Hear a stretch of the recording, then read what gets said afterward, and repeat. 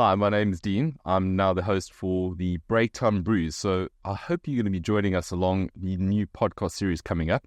And today I'm joined with Aurelija from our FreshGround team. And I think we're talking about coffee culture today. I wanted to find out from yourself just what you do at FreshGround and a bit of background. Hi, Dean. Thank you for being my host today. My name is Aurelija, and I'm here part of the FreshGround team, working in operations team, and looking after all the machines, parts, and coffee beans. So basically that we're not going to run out of them. That's my daily job. And I came from Lithuania. I joined FreshGround business not that long ago, over the year now. So yeah, that's me and my journey with the FreshGround. Awesome, and especially with having been exposed to the different coffees and everything on a daily basis must be absolutely awesome. So you try different types of coffees, etc.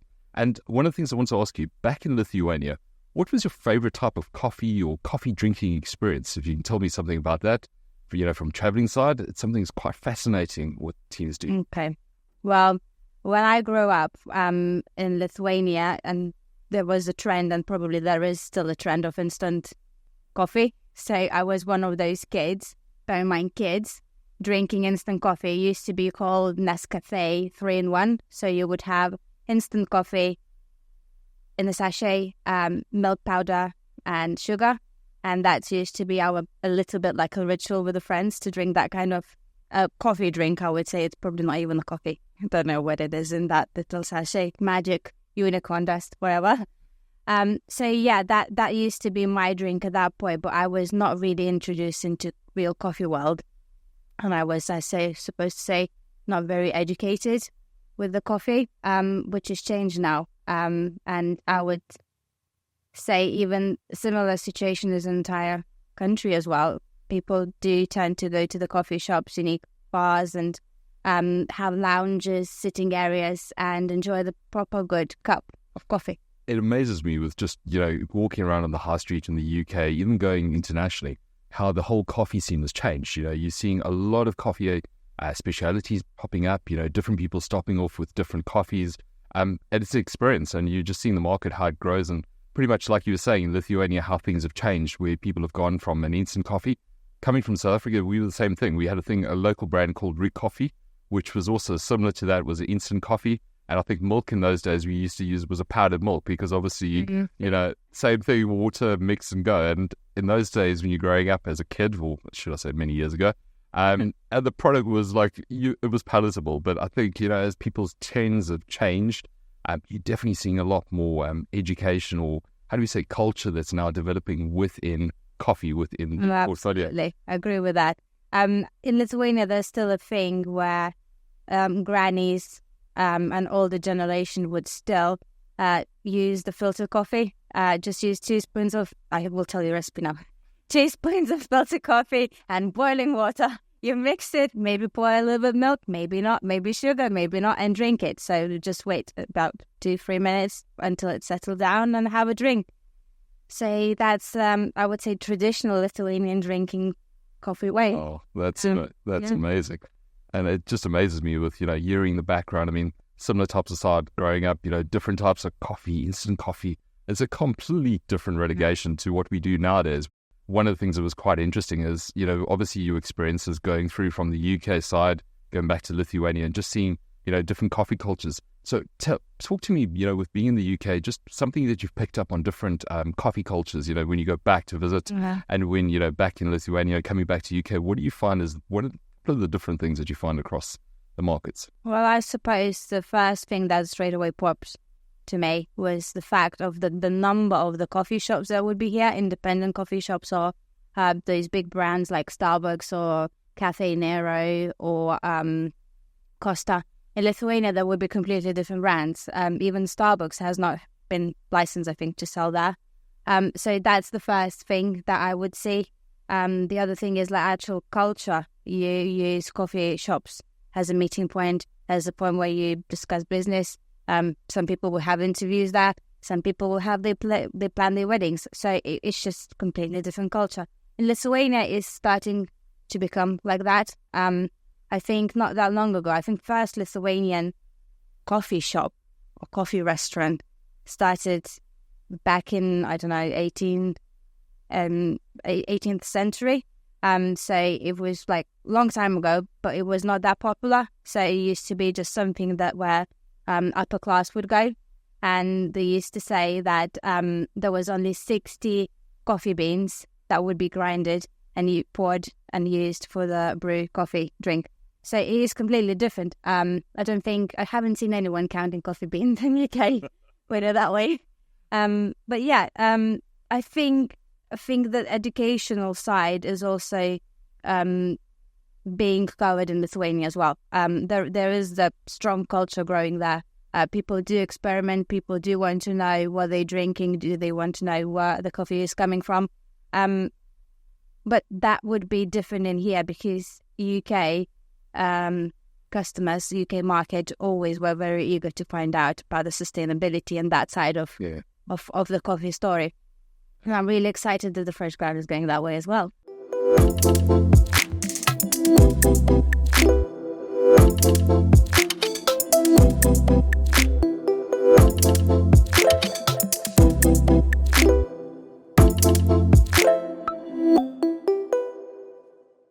One of the things I wanted to ask in terms of, have you had any funny experiences you'd like to share with us with drinking coffee, be it in the UK or Lithuania, anywhere, like just an incident that's taken place where you've had like a really, something has happened, which you turn back, look at it a couple of years later and well, that was a good laugh in the process or something like that.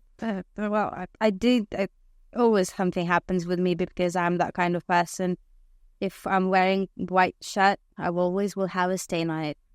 Then that's for sure. So, but to reflect back on that, while I used to work, my work used to be involved in traveling. I used to carry on those portable coffee mugs or travel mugs, and the way how Lithuanians make coffee, pour the grinded coffee and water in the coffee mug, and I'd done the same thing, obviously prepared my morning drink, and I was on the way, I think in Welling Garden City or somewhere, and I stopped next to the red light, and when I started to move again, I poured the coffee on me because I didn't close the travel mug. So it's not only coffee that I've been splashed off myself, but it's grinds as well. So great day, great start. White shirt. Definitely lay off the white shirts. I know some of the things that, I've got something a little bit different. So my wife is South African born, but Italian heritage. The amazing part is, well, one thing about meeting the wife or your partner, as you say, is when they speak with their hands. So the first part, when our first introduction meeting my wife is hands have always been talking. I'm doing the exact same thing right now. So to learn to speak to someone, the hands are very much... That's what you know. Exactly. So when you go back to Italy and you see the hands go all over the show, my wife's hands are all out. She's back into the culture, everything. But one of the biggest differences, growing up, is she actually taught me quite a bit in terms of different coffees and understanding a bit of, differentiality and actually understanding. Because I came from instant, so, it's a very different culture. But essentially going to Italy, and I think some of the things about just going with, I think one of the biggest boo-boos I made was ordering a cappuccino after 12 o'clock. Goodness me. Italians gave me some evil stares, or in a nice way. And even her uncles looked at me and thought, jeepers, who's this crazy person coming in here drinking cappuccino after 12 o'clock? And amazed me, we were in an exhibition last week and chaps were coming in asking for cappuccinos after 3 o'clock in the afternoon. So it's not just the difference in cultures, but also understanding. So yeah, definitely from the process of understanding coffee. And I think one of the things is, espressos. I've always come from milky drinks. So drinking drinks with no milk is quite an adjustment, especially it can be as 38 degrees outside and you're drinking the espresso. I'd be normally going for soda water the other days, but nowadays I understand the coffee culture and I've actually bought into it, so it's actually really good fun. So okay. Definitely. So would you say your taste now changed and you went from the milky coffee to the black coffee? I would say that definitely. I think from an espresso point of view now I know espresso, make sure you've got a glass of water with you when you sit at the cafes, etc., or go out for it. You now understand how to drink it. So it's definitely, it's grown on me over the last number of years. So yeah, it's all getting there. So that was the big thing. If you had to say from a flavor of choice, what would be your go-to drink as one of the things that you definitely like from a coffee point of view? It's always Americano.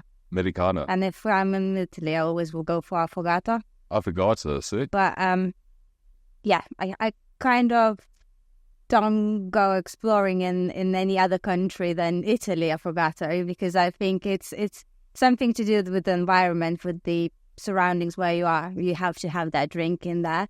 But in here, I would definitely go for Americano. The other thing is, when you drink Americano or espresso, black coffee, it just gives you the full flavor of the bean. So that's what I really enjoy. Awesome. No, that is amazing. And, it's fascinating hearing the different backgrounds, hearing the different coffees. It's amazing how one symbiotic product of coffee can bring people together and actually have a discussion. And there's so many different ways, it's like having your favorite motor racing team. The most drinkable drink in the entire world after water. So it definitely deserves a discussion. No, that's amazing. Aurelija, thank you so much for this afternoon and, catching through. Absolutely great to chat. And hopefully you're going to be with us next time when we go through and we do Breaktime Brews again. And thank you, listeners. Thank you for having me in today. Awesome. Thank you. Ciao. Ciao.